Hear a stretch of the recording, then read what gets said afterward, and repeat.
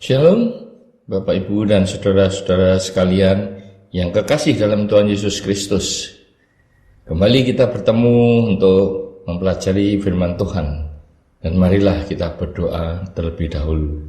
Tuhan Allah Bapa kami yang ada dalam kerajaan surga yang mulia, terima kasih ya Tuhan, kami selalu bersyukur atas kebaikan-Mu, atas kemurahan-Mu, atas pemeliharaanmu, dan atas hari yang selalu baru yang Kau berikan kepada kami ya Tuhan. Demikian juga Tuhan kesempatan untuk dapat mempelajari firman-Mu saat ini Tuhan. Urapi Tuhan lidah dan bibir hamba-Mu, supaya apa yang hamba-Mu katakan adalah sesuai dengan keinginan hati-Mu Tuhan. Demikian juga kiranya Roh Kudus juga sudi mengurapi hamba-Mu dan orang-orang yang mendengarkan firman-Mu ini ya Tuhan, supaya mereka mempunyai hikmat untuk dapat mengerti dan melakukannya dalam kehidupan mereka sehari-hari. Berbicaralah Tuhan, kami siap untuk mendengarkan. Dalam nama Tuhan Yesus kami berdoa dan mengucap syukur. Amin. Saudara, marilah kita mencoba merenungkan firman dengan judul Akar Kejahatan. Dalam 1 Timotius 6 ayat 9 dan 10. Tapi mereka yang ingin kaya terjatuh ke dalam pencobaan, ke dalam jerat, dan ke dalam berbagai-bagai nafsu yang hampa dan yang mencelakakan, yang menenggelamkan manusia ke dalam keruntuhan dan kebinasaan. Karena, perhatikan, akar segala kejahatan ialah cinta uang. Sebab oleh memburu uanglah beberapa orang telah menyimpang dari iman dan menyiksa dirinya dengan berbagai-bagai duka.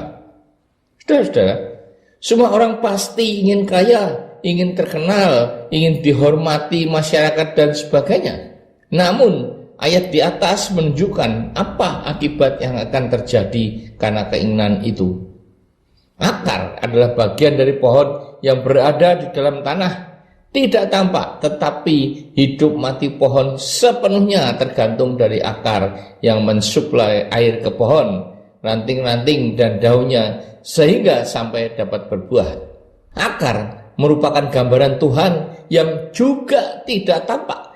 Namun tanpa Dia, saudara dan saya tidak akan hidup dalam damai sejahtera dan sukacita. Uang dan kekayaan bukan yang dapat membuat hidup kita damai sejahtera dan sukacita.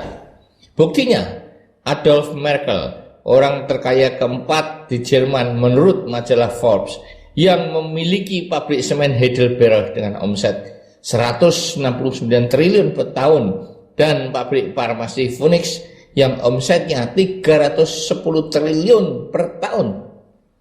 Tetapi dia mati bunuh diri dengan menabrakkan dirinya pada kereta api hanya karena sahamnya di VW anjlok dan rugi 16 triliun. Saudara-saudara, mati saja dia maunya gratis. Inilah gambaran orang yang cinta uang, mengabdi pada mamon, terjerat dalam nafsu yang hampa, meninggalkan manusia kepada kebinasaan dan menyimpang dari iman dan menyiksa dirinya dengan berbagai-bagai duka.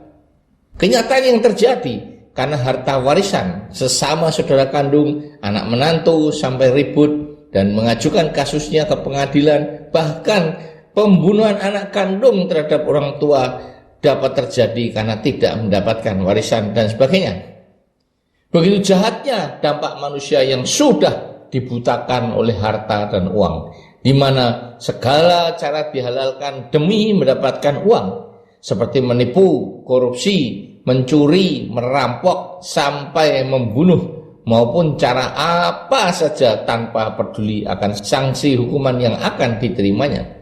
Saudara-saudara, uang memang mutlak diperlukan untuk membeli makanan dan pakaian, biaya hidup sehari-hari, biaya sekolah, transportasi, dan sebagainya. Namun ternyata banyak orang-orang kaya yang hidupnya stres, sulit tidur. Bahkan Onassis, raja kapal dari Yunani, mempunyai penyakit insomnia, yaitu tidak dapat tidur. Dibandingkan dengan tukang becak yang dapat tidur dengan nyenyak di becaknya. Bahkan ada yang becaknya juga menjadi rumahnya karena mereka dari luar kota Semarang. Begitu juga banyak pengemis yang tidur di emperan toko, malah makan dari sisa-sisa makanan atau sampah. Mereka senang-senang saja, tidak pernah mengeluh dengan kehidupan yang serba kekurangan itu. Sangatlah kontras sekali kehidupan manusia di dunia ini. Bahkan Raja Salomo yang sangat kaya raya, di mana tidak ada yang dapat menandingi kekayaannya, istri dan gundiknya sampai ratusan, ternyata dalam kitab pengkhotbah yang ditulisnya, dia mengatakan bahwa semuanya itu sia-sia, bahkan hidupnya berakhir dengan dosa karena ikut menyembah dewa-dewa istri atau gundik-gundiknya. Saudara-saudara, uang bukanlah segala-galanya di dalam hidup ini. Uang dapat untuk membeli tempat tidur emas, tetapi tidak dapat untuk membeli tidur yang nyenyak. Uang dapat untuk membeli obat-obatan dan vitamin, tetapi bukan kesehatan. Uang dapat untuk membeli seks, tetapi bukan cinta. Uang dapat memberi kesenangan, tetapi bukan kebahagiaan, damai, sejahtera, dan sukacita. Dan akhirnya, uang dapat untuk membeli tiket keliling dunia, tetapi bukan tiket ke surga.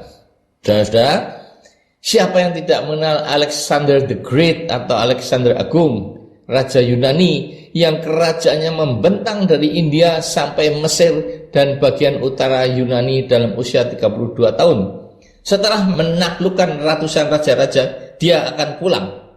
Namun, dalam perjalanan pulang dia menderita penyakit yang serius, dan ketika sedang berbaring di atas tempat tidur kematiannya, dia menyadari bahwa tidak ada yang berharga dalam hidup ini. Bahkan setelah hidup penuh dengan kesuksesan, dengan menaklukkan hampir semua bagian dunia ini, hari-hari terakhir Alexander di atas ranjang kematiannya memberikan pelajaran moral kepada kita semuanya. Dia memanggil jenderal-jenderalnya dengan mengatakan bahwa dia akan segera meninggalkan dunia, dan agar mereka mau memenuhi ketiga permintaannya, yaitu: 1.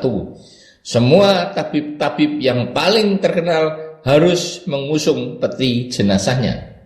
2. Dia menginginkan agar jalan-jalan menuju tempat pemakamannya disebarkan emas, perak, dan batu-batu permata yang dimilikinya. 3. Permintaan terakhirnya ialah agar kedua tangannya dijulurkan keluar dari peti matinya. Nah, apakah artinya semua keinginan ini? 1. Tidak ada seorang tabib pun atau dokter yang paling terkenal yang dapat menyembuhkan penyakit manusia, terutama ketika sedang dalam cengkeraman kematian. Karena itu, janganlah hidup mumpung masih hidup. 2. Tidak ada sepotong emas pun yang dapat aku bawa dalam kematianku. Aku menghabiskan seluruh waktu hidupku untuk mengejar kekuasaan dan kekayaan. Ternyata harta kekayaan apapun yang didapatkan di dunia ini akan tetap tertinggal di dunia. Aku ingin agar orang-orang menyadari bahwa hidup itu sepenuhnya sia-sia jika hanya untuk mengejar kekuasaan dan kekayaan. 3. Aku ingin kedua tanganku dijulurkan keluar dari peti matiku agar orang menyadari bahwa kita semuanya datang ke dunia dengan kedua tangan yang kosong dan dalam keadaan yang sama pula ketika meninggalkan dunia ini. Kata-kata terakhirnya adalah agar jangan mendirikan simbol kekekalan apapun di atas kuburannya, karena orang yang telah berhasil memenangkan seluruh dunia pun tidak ada yang berada di tangannya ketika sudah meninggal. Setelah berkata itu, maka sang raja menutup matanya, membiarkan kematian menaklukkannya. Apa yang dapat kita pelajari dari firman ini? Kesehatan adalah penting dan saudara memilikinya di kedua tanganmu. Ingatlah untuk menjaganya. Jika ada sesuatu yang menjadi masalah dalam hidupmu adalah kesehatanmu. Imunitasmu yang akan melawan sakit penyakit. Ternyata mengejar kekayaan hanyalah membuang-buang waktu saja. Akan menjadi berarti jika saudara dapat berbagi kepada orang lain dan menikmatinya selagi saudara masih hidup. Janganlah mencari hal-hal yang bersifat material, karena saudara datang dengan tangan kosong, dan begitu juga ketika pergi pada kematian. Jangan hanya hidup untuk diri sendiri, melainkan belajarlah bagaimana hidup untuk orang lain. Sir Ken Robinson menulis, apa yang engkau lakukan untuk dirimu sendiri akan mati bersamamu ketika engkau meninggalkan dunia ini. Namun, apa yang engkau lakukan untuk orang lain akan hidup selama-lamanya. Waktu untuk keluarga adalah sesuatu yang sangat berharga dibandingkan dengan harta benda. Karena untuk mendaki gunung diperlukan base camp yang kokoh. Dan keluarga adalah base camp itu. Amin. Marilah kita berdoa. Tuhan, terima kasih atas firman-Mu yang mengajarkan kami untuk hidup bukan karena mengejar kekayaan dan kemasyhuran. Karena firman-Mu berkata bahwa akar dari segala kejahatan adalah cinta uang. Ajarlah kami Tuhan untuk senantiasa bersyukur dengan apa yang kami miliki, mencukupkan apa yang ada.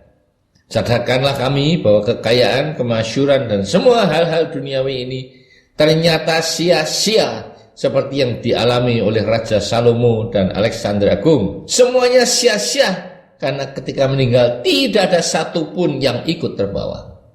Ajarlah kami untuk hidup yang berguna bagi orang lain, menjadi saluran berkat-Mu, dan menggunakan waktu kami bersama keluarga lebih memperhatikan mereka daripada menghabiskan waktu untuk mencari harta dan kemasyhuran. Roh Kudus, bekerjalah untuk anak-anak-Mu yang mendengarkan firman ini. Pimpin dan mampukanlah mereka agar mengutamakan hidup damai sejahtera dan sukacita oleh Roh Kudus. Dalam nama Tuhan Yesus kami berdoa dan mengucap syukur. Amin.